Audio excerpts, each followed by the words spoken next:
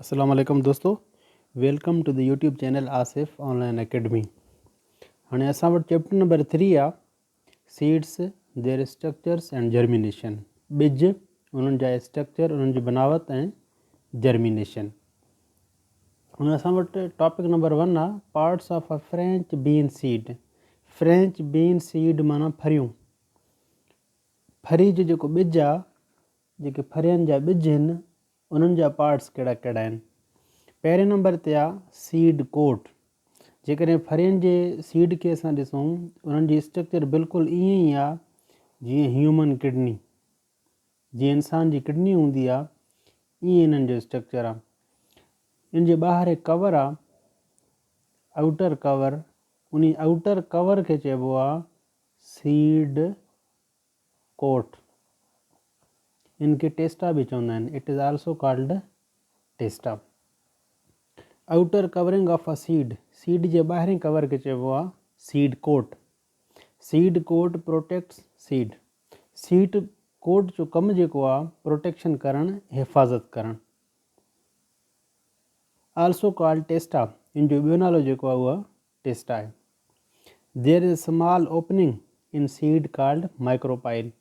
इन seed coat में हिकु स्मॉल ओपनिंग आहे, हिते विच ते हिकु सुराख आहे, उनखे चइबो आहे माइक्रोपाइल। माइक्रोपाइल जेको आहे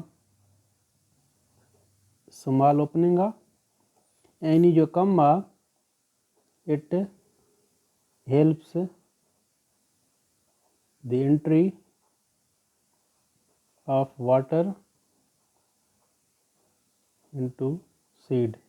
इन ॿिज में जेको पाणी दाख़िल थींदो आहे, उहो इन माइक्रोपाइल जे ज़रिए पाणी दाख़िल थींदो आहे, ऐं पोइ जेको आहे उन सीड जी जर्मिनेशन यानी वाधवेज शुरू थींदी आहे। पार्ट नंबर 2 आहे कॉटलिडन्स। Has two कॉटलिडन्स। जेकॾहिं फ्रेंच बीन सीड खे ॾिसूं त उनजा कॉटलिडन 2 आहिनि, छो त इहो डाइकॉट प्लांट आहे। Such plants which have 2 cotyledons are called dicotyledons. Di माने 2 आर डाइकॉट्स। उहे प्लांट जंहिंखे 2 कॉटलिडन हुजनि, उन्हनि खे चइबो आहे डाइकॉटलिडनस या डाइकॉट्स या dicot plants. A French bean plant is a dicot. French bean seed जेको आहे उहो हिकु डाइकॉट प्लांट आहे। फ्रेंच बीन पाण बि डाइकॉट प्लांट आहे, छो त इन में कॉटलिडन जेके आहिनि उहे 2 आहिनि। ऐं पार्ट नंबर 3 आहे embryo. Embryo is a mini plant in seed. इन सीड में हिकु मिनी प्लांट आहे, उनखे चइबो आहे स्मॉल प्लांट आहे, उनखे चइबो आहे embryo. Part of a seed that develops into a new plant. Seed जो उहो पार्ट आहे एम्ब्रियो जेको हिकु नओं प्लांट ठाहींदो आहे। It contains structures that develop into root, stem and leaves of a new plant. Embryo में उहे स्ट्रक्चर आहिनि जेको अॻिते हली करे वधी करे पैदा छा कंदो आहे, रूट, पाड़, स्टीम, थुड़ ऐं लीव्स ऐं पन। इहे सॼे पार्ट्स जेके आहिनि इहे एम्ब्रियो में पार्ट थींदा आहिनि, डेवलप थींदा आहिनि। हाणे असां वटि टॉपिक आहे germination of a French bean seed. जेका फरी आहे, जेके फरियूं आहिनि, उन्हनि जा ॿिज आहिनि, उन्हनि जी जर्मिनेशन कीअं थींदी आहे, जर्मिनेशन आहे छा। Breaking dormancy of a seed is called germination. जॾहिं बि कंहिं सीड जी, ॿिज जी डॉर्मेंसी जेका ब्रेक थिए, उनखे चइबो आहे germination. Seeds sprout and begin to grow. ॿिज फुटी पवंदा आहिनि ऐं उन्हनि जी ग्रोथ शुरू थींदी आहे। हाणे असां वटि हिकु टॉपिक आहे डॉर्मेंसी ब्रेक थिए। हाणे डॉर्मेंसी छा आहे, जॾहिं बि कोई बि ॿिज ग्रोथ वारे शिकिल में न आहे, ईअं पियो आहे कंहिं दुकान ते, घर में या किथे बि कोई ॿिज इनएक्टिव आहे, त उनखे चइबो आहे डॉर्मेंट सीड। डॉर्मेंट सीड यानी इनएक्टिव सीड, जेका ग्रोथ न करे, उनखे चइबो आहे डॉर्मेंट सीड या इनएक्टिव सीड। ऐं उनजी जेका कंडीशन आहे, उनजी जेका ख़ासियत आहे, उनखे चइबो आहे डॉर्मेंसी यानी इनएक्टिविटी। जॾहिं बि उन सीड जी डॉर्मेंसी ब्रेक थी वञे, त उन खे चइबो आहे जर्मिनेशन, यानी इनएक्टिविटी ख़तमु थी वेंदी आहे, पोइ उनजी ग्रोथ स्टार्ट थींदी आहे। हाणे जर्मिनेशन कीअं शुरू थींदी आहे, जॾहिं बि असां कंहिं ॿिज खे ज़मीन में रहायूं, ज़मीन में उन खे रखूं ऐं उन खे पाणी बि ॾियूं ऐं उन खे माहौल बि मिले, टेम्परेचर बि उहा मिले, त पोइ उनजी ग्रोथ स्टार्ट थी वेंदी आहे। ग्रोथ स्टार्ट थी वेंदी आहे, यानी जर्मिनेशन स्टार्ट आहे। When a French bean seed germinates in soil in the presence of water and oxygen, जॾहिं बि कंहिं फ्रेंच बीन सीड खे असां ज़मीन में रखूं था त उन खे पाणी बि मिले ऐं ऑक्सीजन बि मिले, the embryo starts developing, embryo जेको आहे उहो डेवलप करणु शुरू कंदो ऐं उनजी ग्रोथ जेका आहे उहा स्टार्ट थी वेंदी। हाणे असां हिकु टॉपिक हिते ॾिठो आहे त वाटर ऐं ऑक्सीजन अक्सर असां ईअं पढ़ंदा आहियूं त प्लांट यूज़ कंदा आहिनि कार्बन डाइऑक्साइड खे, त पोइ कुझु माण्हू ईअं परेशान थींदा त सर हिते ऑक्सीजन छो लिखियो आहे, कार्बन डाइऑक्साइड छो न लिखियो आहे। जेको कार्बन डाइऑक्साइड आहे CO2, it is used in photosynthesis. जॾहिं बि प्लांट रोशनी जे ज़रिए खाधो ठाहींदा त उहे फोटोसिंथेसिस में यूज़ कंदा कार्बन डाइऑक्साइड। हाणे जंहिं हालति में एम्ब्रियो आहे, जंहिं हालति में ॿिज आहे, त उन वटि लीव्स न आहिनि, छो त फोटोसिंथेसिस जेको आहे उहो लीव्स में थींदो आहे प्रोसेस, इहो पननि में थींदो। हाणे इन में पन त न आहिनि, इन जे करे फोटोसिंथेसिस न कंदा, त पोइ जेका सीड आहे, ॿिज आहे, इन में आहे स्टोर्ड फूड, इन में जमा थियल खाधो आहे, इन खे चइबो आहे एंडोस्पर्म। कॉटलीडन जे अंदरि हिकु खाधो आहे, जमा थियल खाधो, जंहिंखे चइबो आहे starch. Starch is a polymer of glucose, glucose जो ठहियलु आहे, ग्लूकोज़ मिली करे ठाहींदा आहिनि हिकु पॉलीमर स्टार्च। स्टार्च जेको आहे उहो एंडोस्पर्म जे फॉर्म में ॿिज में जमा हूंदो, छो त ॿिज में पन त न आहिनि न, उहो वाध वेझ कीअं करे, उनखे खाधो किथां मिले, एनर्जी किथां मिले, त पोइ इन जे करे इहो खाधो जमा थियल हूंदो आहे। पोइ प्लांट छा कंदा, पाणी खे यूज़ कंदा ऐं ऑक्सीजन खे यूज़ कंदा, पोइ उन्हनि में थींदी रिस्पायरेशन।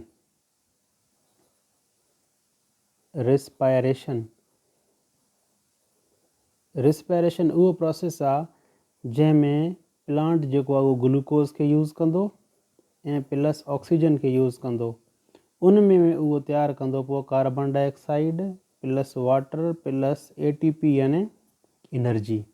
उहा एनर्जी जेका आहे प्लांट्स इस्तेमालु कंदा पंहिंजे वाधवेज जे लाइ, यानी इहा ॿिज जेका आहे उहे इस्तेमालु कंदा पंहिंजे वाधवेज जे लाइ, जेसि ताईं उन में पन पैदा थी वञनि, जेसि ताईं उहे पाण खाधो तयारु करण जहिड़ा हुजनि, एतिरे ताईं त उन्हनि खे खाधो मिले, त पोइ उहो जमा थियल खाधो जेको आहे उहो इस्तेमालु कंदा आहिनि।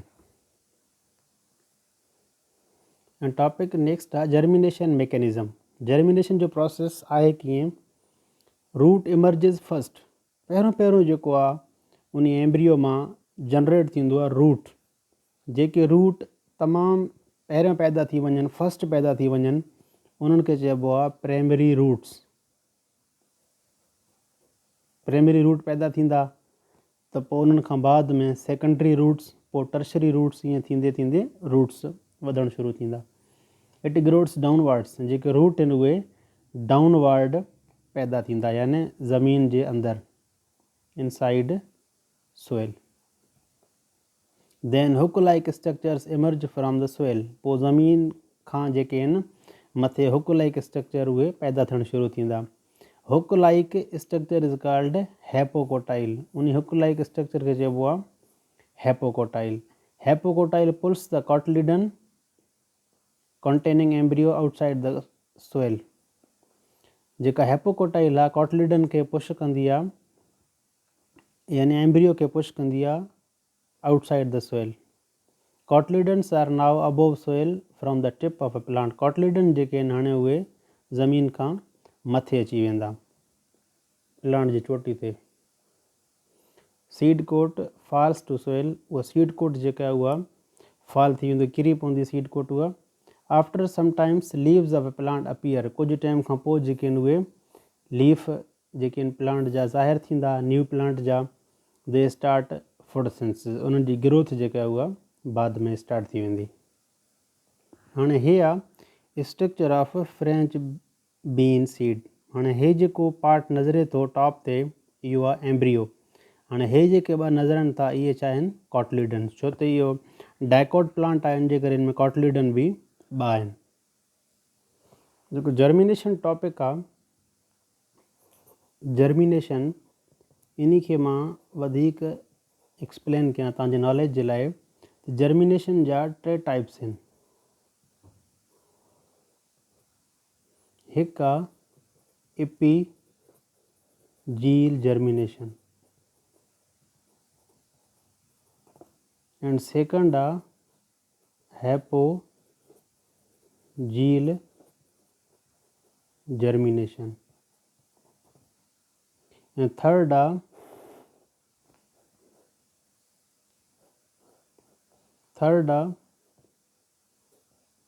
विविपेरस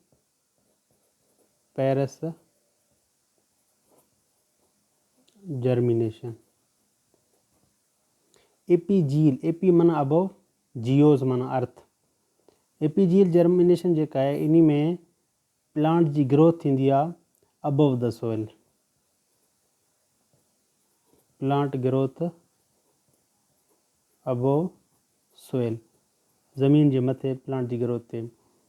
इन में शूट डेवलप्स, इन में डेवलपमेंट थींदी आहे प्लांट जे शूट जी डेवलपमेंट। शूट चाहे ज़मीन जो उहो पार्ट प्लांट जो उहो पार्ट जेको ज़मीन खां मथे आहे उनखे चइबो आहे शूट, जंहिंमें लीफ अचनि था, स्टीम, फ्लावर्स, इहे सभु अचनि था शूट में। हैपोजील जर्मिनेशन में हैपो माना बिलो, जियोज माना अर्थ। जेका जर्मिनेशन प्लांट जी ग्रोथ आहे न, प्लांट ग्रोथ बिलो सोइल, जेका ग्रोथ ज़मीन जे अंदरि आहे उनखे चइबो आहे हैपोजील जर्मिनेशन। इन में रूट्स ग्रो आर डेवलप, इन में रूट्स पैदा थींदा आहिनि, ज़रा रूट ज़मीन जे अंदरि आहिनि। थर्ड आहे विविपेरस जर्मिनेशन, इन में फ्रूट्स डेवलपमेंट, जेका फ्रूट जी डेवलपमेंट आहे इनखे चइबो आहे विविपेरस जर्मिनेशन। जर्मिनेशन ऐं स्ट्रक्चर ऑफ सीड पंहिंजे जे साइंस जे मुताबिक़ असां पढ़ी विया आहियूं, छो त हिन में ॿिया बि पॉइंट्स हुया जंहिंमें हैपोकोटाइल, एपीकोटाइल, रेडिकल, पिलियोमोल, इहे तव्हां वटि वधीक एक्सप्लेन थियल न आहिनि, इन जे करे असां हिनखे वधीक एक्सप्लेन नथा कयूं। जेकॾहिं तव्हां वधीक लेक्चर्स ॾिसणु चाहियो था, ॿुधणु चाहियो था त असांजे चैनल खे सब्सक्राइब कयो ऐं लाइक कयो। महिरबानी, थैंक यू।